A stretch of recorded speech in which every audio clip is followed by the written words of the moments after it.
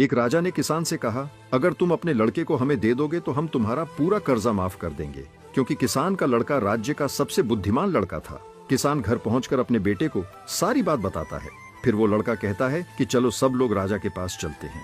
पूरा गांव लड़के के साथ राजा के दरबार पहुंचता है। वहां लड़का राजा से बोलता है, महाराज आप दूसरों को हमेशा 2 ऑप्शन देते हैं, लेकिन हमें सिर्फ एक ही ऑप्शन क्यों दिया? तो महाराज के आदेश पर दरबार का सबसे चतुर मंत्री हाथ में एक झोली लेकर लड़के के पास आता है और कहता है, इस झोली में 2 पर्चियां हैं। एक पर तुम्हारा नाम लिखा है और दूसरी पर महाराज का। तुम्हें बिना देखे इनमें से एक पर्ची निकालनी होगी और जो नाम उस पर होगा उसकी बात मानी जाएगी।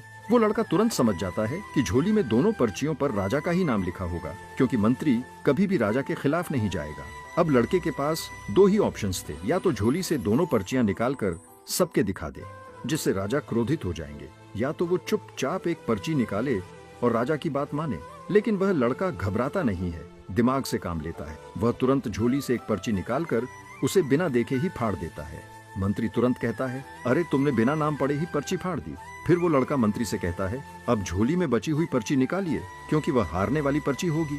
यदि उसमें राजा का नाम है तो इसका मतलब जो पर्ची मैंने फाड़ी उसमें मेरा ही नाम रहा होगा। इसी तरह चाहे समस्या कितनी ही बड़ी क्यों न हो, घबराने के बजाय शांत रहकर सोचना चाहिए। हमेशा अपनी बुद्धि का उपयोग करें, क्योंकि हो सकता है कि समाधान आपकी उम्मीद से परे एक अनोखे तरीके से मिल जाए। खुद को बदले। इस पर आपका क्या कहना है जरूर बताइए, और इसी तरह की कहानियों के लिए हमारे पेज के साथ जुड़े रहिए।